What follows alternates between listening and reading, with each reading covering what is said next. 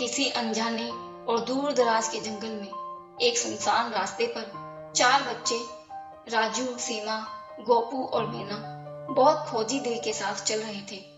उनकी उत्सुकता उन्हें जंगल के भीतर एक अनजानी जगह की ओर ले गई, जिसे गुप्त जंगल कहा जाता था। इस जगह के बारे में गांव के बुजुर्ग भी बस कहानियां ही सुनाया करते थे। जैसे जैसे वे और आगे बढ़े, मीना ने जमीन पर कुछ चमकते हुए पत्थरों को देखा। वे पत्थर वास्तव में रंगीन क्रिस्टल थे। राजू ने एक पत्थर उठाया और उसे ध्यान से देखा। तभी जरा सी ढिलाई और वो क्रिस्टल चमकते हुए एक प्राचीन द्वार की ओर इशारा करने लगा। बच्चों की जिज्ञासा का कोई ठिकाना नहीं रहा और वे उस द्वार की ओर बढ़ने लगे। द्वार पर पहुंचकर उन्होंने देखा कि वह बंद था और उस पर कुछ पहेलियां लिखी हुई थी।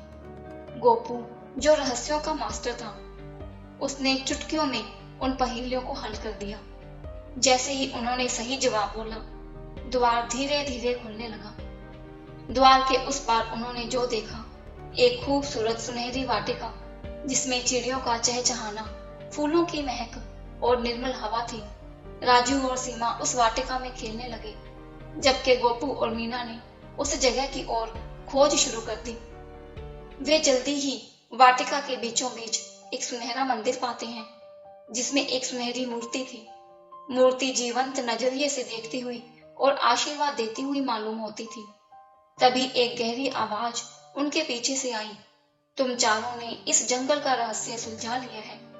ये शब्द उसी गांव के बुजुर्ग के थे, जिन्होंने इस जंगल के रहस्य के बारे में बताया था, और तुम्हें इसका इनाम मिलेगा। यह मंदिर हमेशा से यहाँ था, लेकिन केवल वह इसे देख सकता है जो दिल से निर्दोष और सच्चा हो। बच्चे खुशी और आश्चर्य से झूम उठे। बुजुर्ग ने आगे कहा, इस गुप्त जंगल का खजाना तुम्हारा है, पर इसके साथ एक शर्त भी है। तुम्हें इस जंगल और इसके रहस्यों की रक्षा करनी होगी। चारों बच्चों ने हामी भरी और खुशी खुशी अपने घर वापस चले गए, जहां उन्होंने अपनी अद्भुत यात्रा और नवीन मिशन के बारे में सबको बताया। जंगल का मंदिर का रहस्य उस दिन के बाद से किसी के लिए भी रहस्य नहीं रहा, लेकिन उस वाटिका के जादुई रहस्यों का आनंद उठाने का अधिकार केवल उन्हीं बच्चों को था जो दिल से निर्दोष और सच्चे थे।